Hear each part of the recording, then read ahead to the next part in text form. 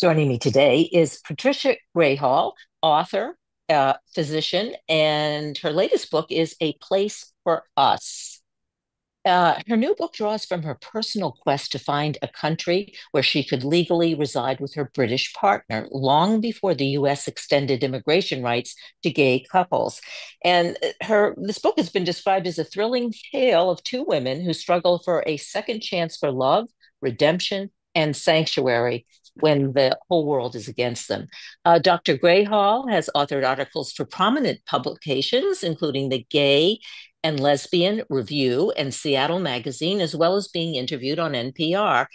She attended the University of Utah Medical School and has completed residencies in internal medicine and occupational/environmental medicine, as well as an MPH at the Harvard School of Public Health. Welcome to the show. Nice to have you on, Dr. Grayhall. Thank you. I'm happy to be here. Good morning. Great to have you. Okay, so we have a lot to talk about today. And your book, I guess another description of your book has been that it celebrates the resilience of those who triumph against all odds. So let's start because you're one of those people who has done that. Um, so I guess I would say it's not, your book is not exactly a memoir. No, No. actually, no, it's autofiction. So all authors draw on their lives, I think, for even even for fiction, and A Place for Us is no exception. So I do. It is inspired by my experience with my partner and I trying to find a country in which we could live together legally back in 2003. Before marriage equality in the United States and also in the UK. So back in 2003, Canada had just begun to recognize same-sex couples for immigration, but we had to have proved that we'd lived together as conjugal partners for a year. Uh, and of course, there was no country in which we could do that legally. So it was a catch Yeah. 22. Yeah. So that was kind of the nucleus of the novel. Although the characters are not me and not my wife. For one thing, they're Yeah. far better looking. But Yeah. um, Well, I actually have a picture. I do have a photo of you on my cell phone, and so I wouldn't say that you're good looking, or you had a good photographer, one or the other. Yeah, right. Okay, that's quite a story. It's a painful story. I mean, it's I guess painful, sad, with a happy ending. oh, absolutely. Yeah, So, as you probably know, my first book was a memoir, A Place for Us, um, and that book describes well what it was like to get into medical school before Title IX guaranteed marriage equality, and before Roe v. Wade, and also when one had to hide one's sexuality for fear of losing um, housing, jobs, friends, family. It was a fairly dark time, and yet I think both of my books, both Making the Round and A Place for Us, offer hope. yeah. That we've been through dark times before. At least I have, because I'm older, and young people who are shocked today at what's happening in the United States maybe can take heart that uh, some of us have been through dark times, and we've thrived, despite adversity, and and certainly In a Place for Us does have a happy ending. It's a romance novel at its core, and also a meditation on finding a place where one truly belongs. And as is necessary for a romance, it's got a happy ending. Okay. Well, yeah, it does have a happy ending, and that's obviously a good thing. And it also, I mean, let's talk about a little bit of the history um, of gay women in this country. Yeah. Well, we've always been here for one Yeah, thing. yeah, maybe exactly for always. Yeah. And in the past, I think that we've had to hide our love, and even after death, families burned love letters that they might have found, and you know, women had to pour out their hearts in secret in their journals or in code, as Anne Lister did. Um, and it's has been historically very difficult to live authentically. It's only been, I mean, it's only been a decade since same-sex couples have been recognized, since marriage equality, and also recognized for immigration. So it's relatively recent, and of course, as you know, currently there's a backlash against, well, the tip of the spear, especially Yeah. trans people. Yeah. So, and what does that do to you? I mean, when you have to, as you say, I mean, you're living in secret, not being able to be out there with the person that you love or your partner or your someone you want to marry. What does that do to you emotionally? I mean, to be hiding or to constantly be in fear that someone's going to discover you. Right. Well, I mean, obviously that's difficult because even in the early 70s, when I was well, late 60s, early 70s, and certainly and I described that a lot in my first book, Making the Rounds, what it was like. And especially the messaging was that you know, homosexuals were sick and couldn't lead happy lives and wouldn't be able to hold down jobs. And it just sounded horrible, really. When I was reading this at age, I think I was 15, I was reading this in the library, trying to figure out who I was. And so the messaging was really negative. And now, fortunately, I think young people are getting, well, at least in half the states in the US, are getting better messages to affirm, their identities and just, feeling better about themselves. And parents supporting them, I think, or this Yeah, is what I find among, yeah, right. parents supporting their kids, which I don't think was as true 10 or 20 years ago as you're describing it, right? And so, I mean, Absolutely. that's a really obviously good thing, positive thing. Right. Um, and and then, but in the, I guess this is kind of my question. You celebrate oh, I guess you're celebrating your resilience. I mean, you became a physician. You became, Right. yeah. I mean, and in the midst of all of this, and I imagine, and all this emotional stuff going on, all the negativity, and then, but you didn't let that get in the way of your success. Says, Yeah. It's so the stories in my books, both Making the Rounds and A Place for Us, show how we can thrive and lead astounding lives despite little support from mainstream society. And I think my stories provide hope for young people who are shocked by the current backlash and the loss of rights and freedoms that they've come to take for granted. So, and as Brene Brown once said, one day you'll tell your story of what you went through, and it'll be someone else's survival guide. yeah. So, yeah. So your story, how will that be someone else's survival guide? Because it's really important in terms of what you've done and how you have survived, not as a victim, um, but as a leader. Right. So, I think if we continue well, continue to live and express our truth, and strengthen our community of allies. What got me through, because I went to medical school in Salt Lake City in the early 70s, Yeah, how was that? one of the more It wasn't Boston. I mean, it was no, it all, wasn't. yeah, I did my postgraduate training in yeah. Boston, but yeah, and so it was one of the more conservative states, as you know. And actually, I enjoyed my time there for the most part.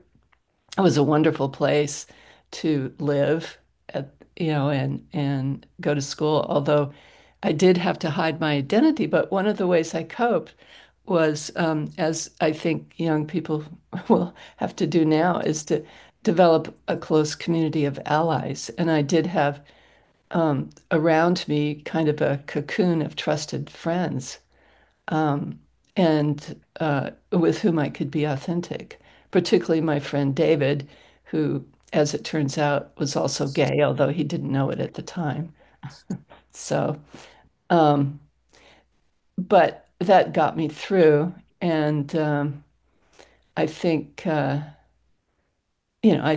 I think now, um, although much progress has been made, I still think we need to return to our roots of strong community of allies and resist tyranny in Yeah. small ways and large ways. Yeah, and I think that's critical. I mean, I don't know what you would call it a bubble, but in New York. So, my friends, family, anyone who, if they're gay or straight or trans or whatever, we're kind of, there doesn't seem to be any, I don't know what I would say, people who are that they don't feel comfortable coming out or Right, right. being part of community or all of that. So it's obviously very different than than in any other parts of the United States too. I mean, it just depends on where you are. Context is really important, I guess, is what I'm trying to Yeah. say. Yeah, Yeah. And as you know, I split my time between Seattle and Canada. And of course, it's very comfortable to be out and people don't feel threatened. Well, I take that back, actually. I'm peripherally involved with the dance community in Seattle, and some of the trans people are just terrified. yeah, Um, but for the most part, people feel comfortable here. And yet, when I was doing one of my book launches in Bellingham, Washington, and my host was telling me that she's friends with a trans person who fled from, I think it was Texas, because they just feared for their life, and they felt safe in Bellingham, and they're actually trying to work with the legislature there to make it a sanctuary city for trans people. I yeah. mean, it's just incredible that that would have to occur for U.S. citizens in the United States. But anyway, And where does this fear come from? Where do you think it comes from? What are people afraid of? well, I can't really speak for those people. I mean, I just can't imagine how, people are threatened by other people just wanting to be with who they love and be who they are. I mean, it's not like it's harming anyone. So, I really can't speak to what motivates their fearful and hateful response. Yeah, I thought you could give us some insight. I mean, we weren't afraid to, we in the United States elect a president who's a convicted felon. I mean, I guess I thought you had the answer, or maybe you could enlighten me. But No, um, I'm as baffled as you are, yeah, sort of like anything goes as far as that man is concerned.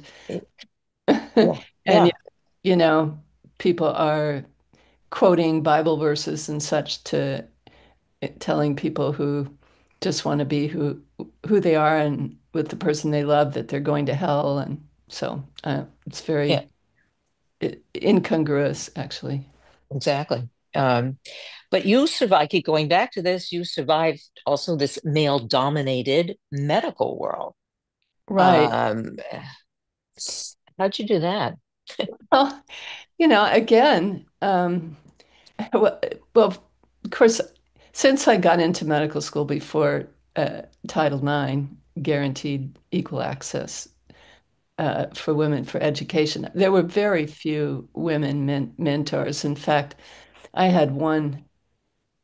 I had one professor of psychiatry, a woman, tell me that I was too competitive, which wasn't helpful. Of course, I'm Yeah. competitive. How else was I going to survive? Yeah. How are you going to get in there in the first place? Yeah. Yeah. So, but yeah, again, I did have a few wonderfully supportive professors. I was, even though I was just surrounded by men in my classes and on the wards and the professors. But there I was in the internal medicine honors program and nurtured by the professor of medicine, head of medicine, and uh, and also by some of my male classmates. So again, just you have to pick the people who build you up Yeah. and you know appreciate who you are. What And about your own family? What about your well, parents? Yeah. yeah, um, well, I think my father was really accepting of me, whatever. He just wanted me to be happy. My mother, on the other hand, thought I was doomed to lead an unhappy life. And so, for years, she just was terrified for me that, my life would be really hard if I persisted in being a lesbian as if it were a choice. And so, but, over the years, she just came to accept it. Although, I grew up in Arizona, and she ended up in a retirement community surrounded by Republicans, and she was always like, don't let, don't show up with your wife and announce, introduce her as your wife to people. Anyway, so again, I felt like I was back in the 60s and 70s again. Hiding. Yeah, hiding. Hiding in a nursing home, no less. I know. But she's in her 90s and Yeah. what am I going to do? Yeah. Well, 1 in 10 adults, this is the statistics that I have, identify as gay, lesbian. Yeah. I think so. I mean, the numbers vary, and it's interesting. It depends on age too, because if you look at the demographics, the percentage in older people is much lower, and the number of young people who identify as queer, which is a huge umbrella that includes lesbians and bisexuals and gays, and that number is higher than 10%. And the number of women who identify as bisexual is just like shot up enormously. I can't quote exactly what it is, but I remember reading, I think, a New York Times article indicating it was really high. And those are the people who identify, because there are a Right. lot of people who still don't identify, right? Who wouldn't be included in this statistics. Right. Right. Yeah. So, what do you think Hollywood? I think in terms of how, I mean, now I think, which I think is a good thing. I mean, there's usually at least one character in a movie or a show or a TV show that is gay. Right. Yeah. And, And and I, yeah. yeah, you're right.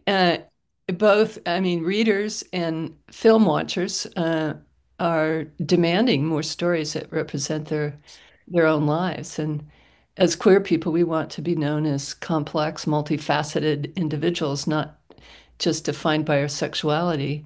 So it's heartening to see that some films uh, they have characters that are gay or lesbian or just, but that's not the focus of the story. It's not a coming out story or anything. It's just that Yeah. they're the detective and they have a partner, and the partner is a woman. And, so what? Yeah. Which is great. Yeah, that's not the focus of the story. It's just Yeah. one of the characters in the story, and yeah, or whatever the or show. Actually, Uh, yeah, if I might expand on that. So, yeah. although Making the Rounds is clearly romance and the protagonists are women, my next novel that I just finished and has been edited is a thriller. And the two protagonists, main protagonists, are lesbians, but that's not the focus. The focus is on the drama and the environmental crime, and it just so happens that they are lesbians, and that's the way I think it should be for you know for Yeah. us. So your storytelling has evolved, obviously, right? Right, right. Yeah, as you evolve, and as I guess hopefully we've evolved as a culture. Uh, um, the other thing, well, this is Pride Month. Should we talk about that and how important Sure, that is? Yeah, sure. Yeah, well, I mean, as you probably know, Pride Month began uh, after the Stonewall uprising in New York City in the late 60s. And it's not only a celebration, but also a platform, at least in the beginning, for political activism, raising awareness of, LGBTQ issues such as discrimination and violence, and currently the legislative challenges. Um, and also, it's a time for education about our history and the struggles we've endured. Um, and, at its core, it encourages people to be proud of who they are, regardless of who they love and how they identify. you find a huge difference between, say, your generation and the young people today, young gay, lesbian, Right, youth, or not even youth, kids in, up in 20s, 30s. right, right. Yeah, there's definitely younger people are a lot more accepting of difference.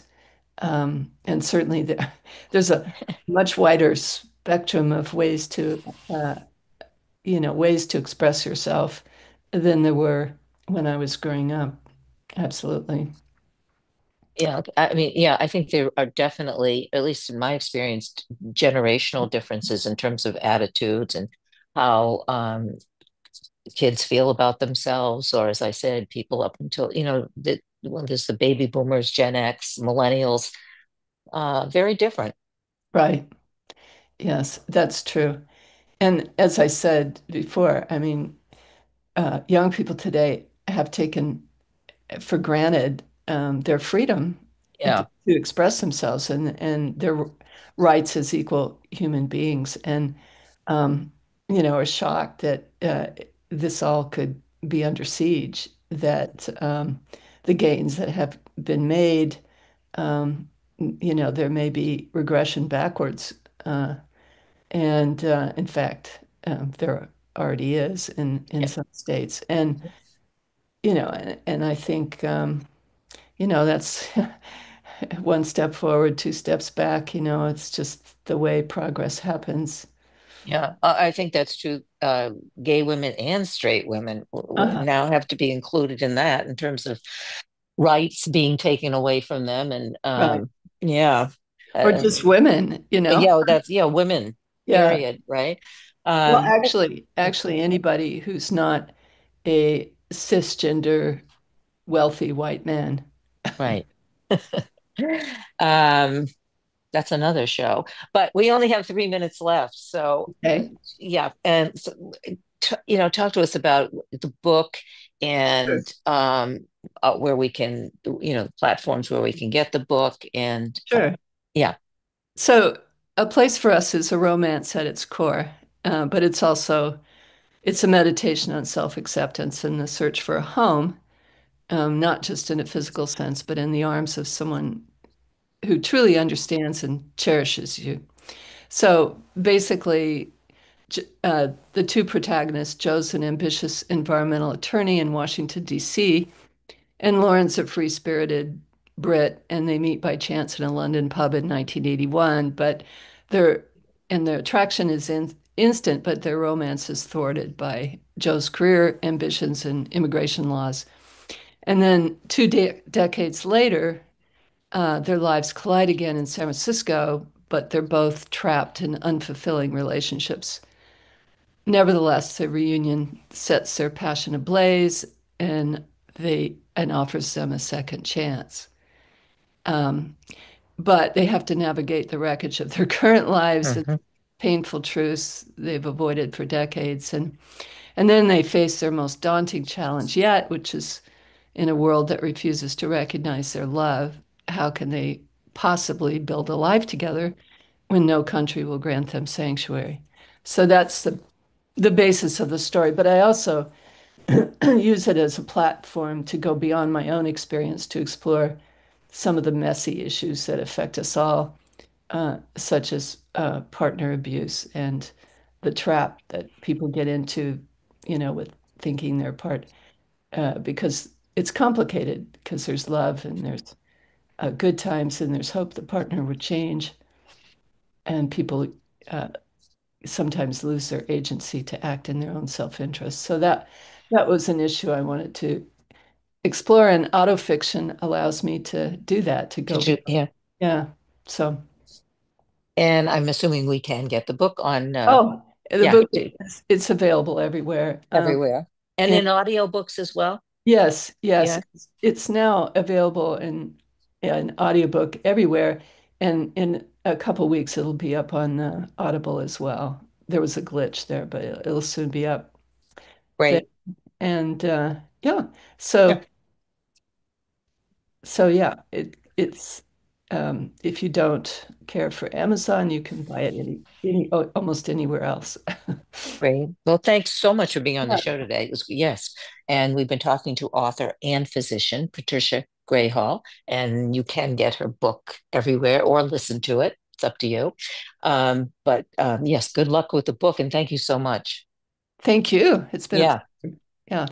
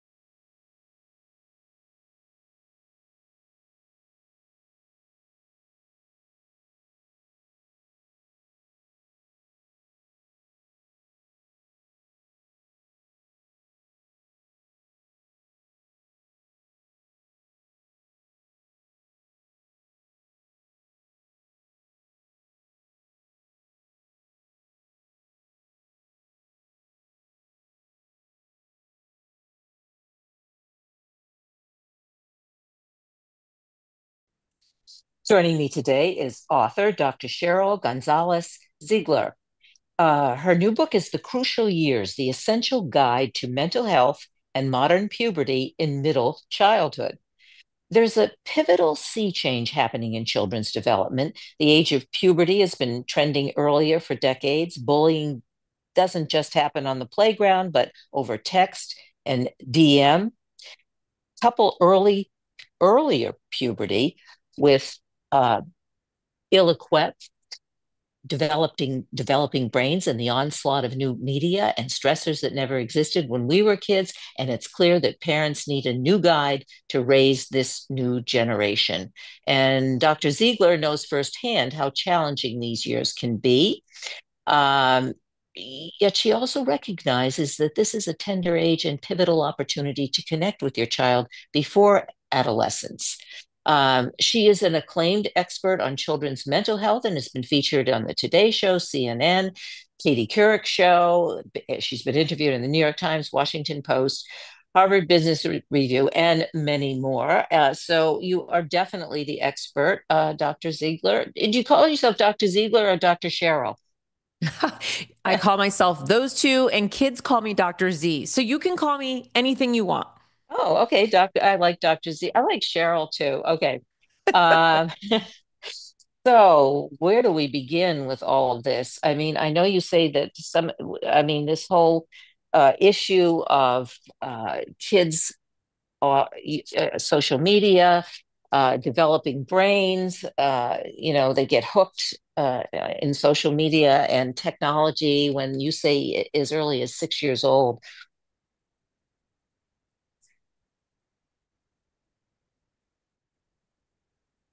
Hello? Oh, yes, I can hear you. Sorry. I Yeah, don't know if can you could. you? I Yes. didn't, yeah, but I didn't hear you. Did you hear me? Okay. Yeah, Yes, I can hear you. Yes. Do you want me to pick up right from there? yeah, go ahead. Okay. Yes, it is just like you are saying, Kathryn. There's a lot. This book was actually really challenging to write. And there's a lot going on, if someone's just being introduced to this idea, even of middle childhood. So first, that is a developmental stage. And it's one that we don't really acknowledge or appreciate to its fullest. That's one piece. And then there's this earlier puberty happening that's been trending actually for decades now.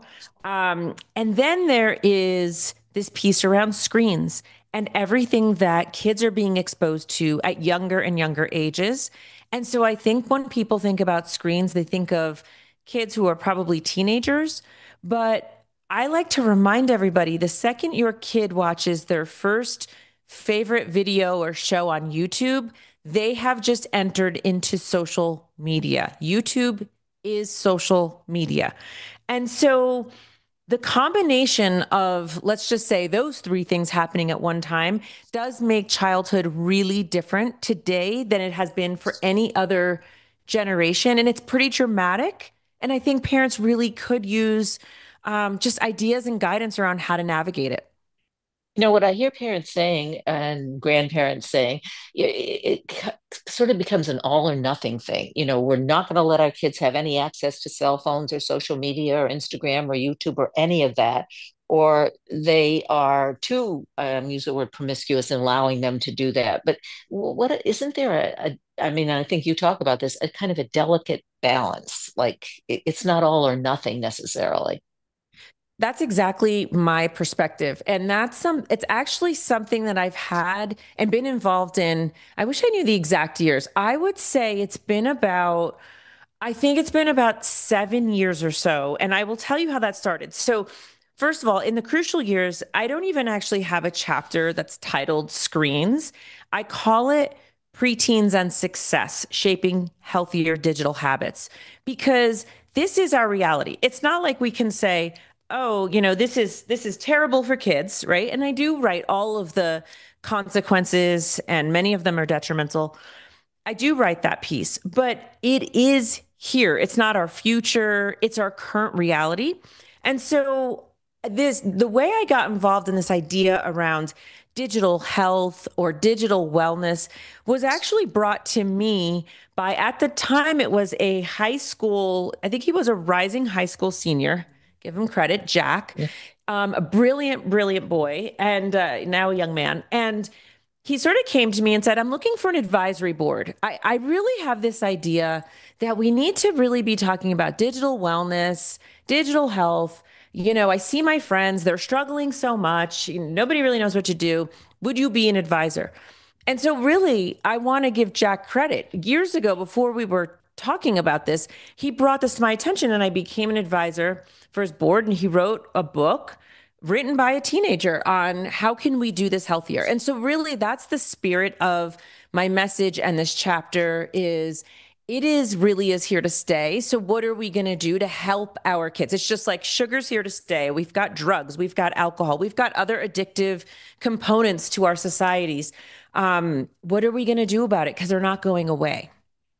So we have to learn how to, or and kids, parents, how to navigate the system, how we have to in a positive way, so that there are good results rather than not a kids aren't addicted to all this stuff, but navigating the system because it is here to stay. And now we have AI, which is another piece, isn't it?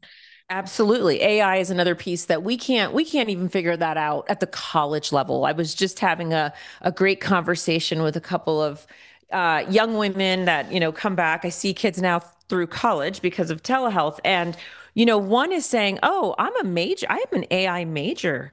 And, at my school, they're teaching us how to use AI to help us be better. Then I've got another girl who says, if we do absolutely anything at all with AI, it could be grounds for expulsion from my school. My school absolutely does not embrace it.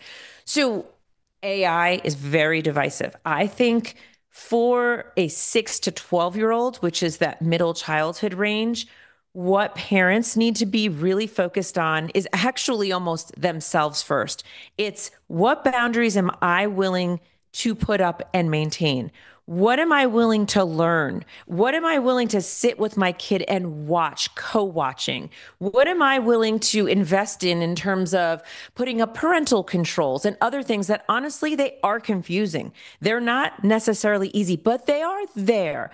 And so I think a parent first has to say, before I hand my kid a gaming device, a tablet, a phone, am I willing to put in the time that it takes to educate myself, at least on a basic level, so that I can set up my kid for success? And that's, to me, a unique aspect of this conversation that I don't hear spoken about as much, but with this age range, for me, is actually a place to start. Yeah, I think that's a really good point. Parents, and I think a lot of parents are not familiar, and I guess that's what you're saying, or part of what you're saying. For instance, they don't really know what AI is, and are not even familiar enough with whether it's Instagram or YouTube. They have to understand all of that themselves before they can introduce it or or allow their children to get involved. I get, Uh, yeah. yeah, yeah, I know. And so I know there's probably a parent, a grandparent raising their grandchild. There's somebody, probably multiple people listening and saying, how is that going to happen? And so the first thing I want to say is, are your kids always going to be a step or two or 10 ahead of you on technology? Yes, very, very likely, unless you're literally in the field. So, yes, they are. Do they have workarounds? Yes, they do. But a kid who sees that their parent or caregiver is involved and they're active and they're talking to them about these things and they're working on these kind of controls, it's a complete game changer. They know, okay, my parent is involved. They'll look up what they have to. They'll contact the school if they have to. They'll do whatever they can, because the parent's role really is to first and foremost just be educated and understand. And I think some of these facts for parents are really, they're new and they're hard to grasp. And I will tell you, I've been talking about this book all around the country. I'm on week 7. Screens are the number one thing parents want to talk about. So a couple of things I like to tell them. In the US, on average, kids get their first smartphone by the age of 10, and 3 out of 4 kids own a smartphone by the time they're 12. So this very much affects them. And we have kids who are now, they're on their phone on average in this age range, 5.5 hours a day. 5.5 hours a day. So for any parent who thinks, is this really such a big deal? Can we really do anything about it? If I was telling you that your kid was doing absolutely anything for 5.5 hours a day, I think it would pique our attention, right? And Yeah. so just to start there, the amount of use and exposure is so big that a parent needs to match that. They need to monitor that. Or we've got all these other detrimental outcomes. That's where these detrimental outcomes come from. Actually, over the last month, there's been a really interesting study that came out that actually is trying to pick apart, is it the actual screen use or is it kids who use the screen in an addictive nature? Like we are now, it is really kind of nitpicking this, but there really is a difference, right? There's a difference between I use a screen. You could say maybe today, who knows, I'll be on a screen for 5.5 hours myself. However, the way in which I'm using it really does matter. It really is about quality content and those kind of things. So we're trying to help parents figure out how to manage all of this. Yeah, I mean, I think that's a good point, and I think I may have mentioned it on my show a couple of weeks ago. I think they're doing that in school in Denmark, particularly. They have programs for kids in, I think it's elementary school, teaching them how to navigate. I'm using the word navigate again, but learning how to, when they are on their phones, that to be able to understand what particular, like what's real and what's not real, misinformation, disinformation, starting at a young age, so they have some kind of a new way of navigating um, their using cell phones or social media, and so they don't just whatever they see or hear, they just don't accept it, but they're much more focused in terms of the information and whether it's true or not true. I I don't know. love, yeah, Yeah. yeah. No, I'm so glad. I love that you mentioned that Yeah. because I do actually address that in this chapter. Because in the chapter, I write this somewhere in here, I have sort of like certain terms that I think parents really do need to know. And will they continue to grow? Of course they will, but these are always going to be around. They're kind of foundational. And one of them is you have to teach your kid how to know where to get the information because nothing has changed, right? So I have a section called reliable and unreliable sources. And in terms of curiosity, that's the one thing. Sometimes Yeah. people say, oh my gosh, you're describing childhood. It sounds so different. Is anything the same? And I'm like, yes. The one thing for sure that is the same is kids' curiosities. That hasn't changed. We were very curious kids. Kids are always going to be curious. That's what they should be. And so, for a parent to teach a kid, hey, here's where we figure out, is this a reliable or unreliable source? That's a gift you can give your kid early, early on, as early, honestly, as kindergarten. And it's one of the jobs that I think a parent has to do. So an easy way, an easy example is, let's just say, actually, this happened to me. One of my kids had what appeared to be maybe a very bad stomach bug from traveling out of the country this week. And so, she's a teenager. So what does she do? She goes on TikTok. What do I do? Right. So instead of saying, oh my gosh, why are you looking on TikTok? Although that, of course, sometimes comes out of my mind, out of my mouth. But I said to her, okay, that's great that you looked on there. But we know that in terms of health information, at least half of health information on TikTok is not accurate or there's misinformation. Here are the sources I'm comfortable looking up. And then I'll say things to her. I'm going to look up to see what the CDC says or the World Health Organization or just the Academy of Pediatrics. So I'm saying that out loud. So my child understands I'm curious too. I don't have all of the answers, but I have to discern where to get information. Yeah. I did something you might not approve of, but this was with one of my grandchildren who was 6 years old, and he was misbehaving and he was fighting with his brother. And I can't remember exactly this set of circumstances, but anyway, I guess I was looking something up on AI, and he took the phone from me, and I said, "Well, I want to ask AI a question. I said, well, ask AI why do you think you're hitting your brother, or he was throwing popcorn around? He's doing all kinds of stuff. So he asked AI, and AI said to him, well, maybe perhaps you just want attention. And that's maybe one of the reasons why you're doing this. You're, hitting your brother and stuff. And he looked at me, and he goes, that's true. And I want attention, and that's why I'm doing it. So I guess that was a good thing, but it was a good answer. But that's an example. This was the AI psychologist, I guess you would call it. But Oh, yes. yeah, People are using yeah, AI for mental health yeah, therapy. Yes, a very high. And I don't think, I want to say to you, Kathryn, I do not think that was a mistake in any way, shape, or form. Why? You did it beautifully. You were with him.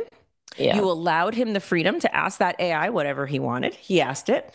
And then you talked to him about it, yeah, right? You yeah, sat there, you were a sounding board. Hey, what do you think about that answer? Kid goes, I think it's right. Wow, yeah, yeah, right. And so there is nothing wrong with that. Had the AI spit out something that was not right or inappropriate, you were there to catch it and say, I'm not really so sure about that answer. I bet we can, exactly. right? So Yeah, it's not the enemy. AI is by no means the enemy. I mean, I think AI is our future, and there's a way to use it that's very helpful. And so, but I love that example because that's the curiosity of kids. And this is the day and age that we're at, right? Where you have a yeah, question and you can like have this conversation with a natural language model, right? And so we want to teach our kids appropriate ways to use it, and then times to like question it. yeah. And then we had a discussion, as you're saying, and that was Yeah. the good part. It was a Yeah. jumping off point, and it was a good jumping off point. Yes, exactly. And that's really a lot of the positive stuff that does come from AI, and especially with kids. Yeah. So, but you have now yourself, you have what, a tween and two teens? Yes, exactly. Just Yeah. 17, 15, and 12.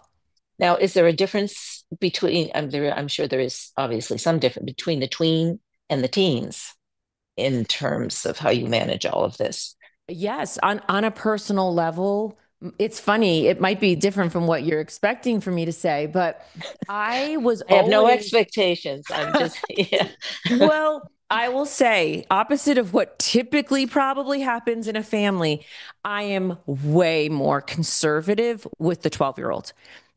Why? Because his sister is 5 years older. And over the last 5 years, right, we've been through a pandemic. We've been through a mental health state of emergency. We're still in a mental health state of, crisis. And so I think that with my daughter, right, the oldest one, she did wait till eighth to get a phone and to get Snapchat. Did we have issues? Yes. We had issues on TikTok. We had actually probably issues on any platform, right, that she had. And so it was that balance, and it was the dance of, okay, now I need to restrict this because you're showing that you're not really ready. And absolutely. And then my middle son, he actually got a smartphone in the middle of seventh grade. I think I write about this in the book because he appeared down. Just like I tell people, hey, look for the signs and symptoms. Maybe something's going on with your kid. It was like a couple of weeks, and it was December. It was like November, December, and it was seventh grade. And I just, at one night, just, the explosion, it came out, the volcano erupted, and he said, you don't let me play Fortnite. You don't let me have a phone or social media. And when we are at school, that is what everyone is talking about. I'm left out. I'm left out of plans. I'm left out of conversations at the table. The emotions just like fired out of him. And I really soaked that up. I really did, and said, I'm going to give him a chance. So for Christmas, we completely surprised him and got him a smartphone. And he cried. I mean, we have it on video. He literally cried. He ran out of the room and started crying. Oh, It was very sweet. yeah. And, and then we started Fortnite. And did we have challenges with limiting it? Yes, we did. But we did a slow rollout and, high supervision, and Yeah. it worked out okay. This one's going into seventh, and it will probably be late eighth grade Mm. until social media and a phone, because I already see what's happening in his friend group. He has I'm losing you.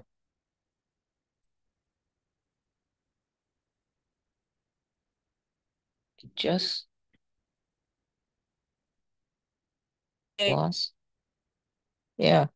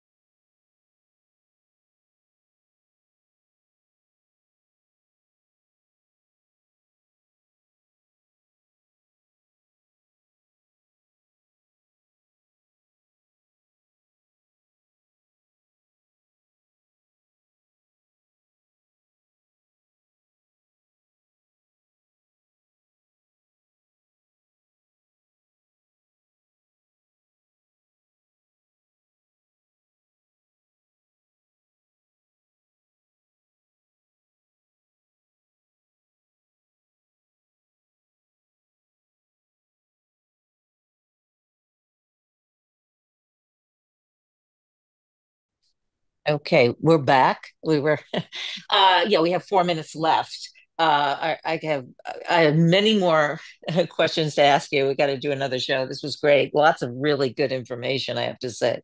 Um, and I've been talking to Dr. Cheryl Gonzalez. So, g give us some platforms to go to for more information about the book, about you, about your work, what you're doing. Absolutely. So Yeah. anybody can find me at drcherylziegler.com, and that's my handle on Instagram. And I have a Substack. And I would say that that's where I'm really trying to go through the book and really get into things and get deeper into some topics. So I think at my Substack, you can find it under my name, or the crucial years. You, a parent, will be able to follow along, twice a week on an in-depth discussion, like you're saying, because I'd say almost every interview I've done, they've said, you're going to have to come back. There's too much. And there really is a lot to cover. But I appreciate the conversation about screens and these younger teens, these younger, not just teens, but these younger kids. Yeah. And, are you there? I think I lost you. Oh, Uh, I'm back. no? Yeah, coming back and forth.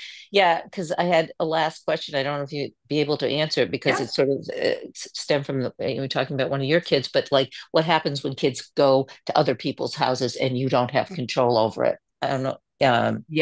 I Yeah. think I that's a, think yeah.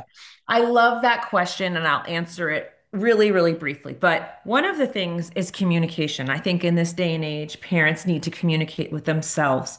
You cannot control everything, of course, the older they get. But I think one of the things to do is model. So, what you can say, you're not going to tell another parent, hey, your house, this is what I need you to do. But you can say, thanks so much for having my kid over. Just want to let you know, I don't know how you do things. When the kids come to my house, I give them some time, to play video games or, make TikToks or be on social media, whatever they're going to do for a short amount of time.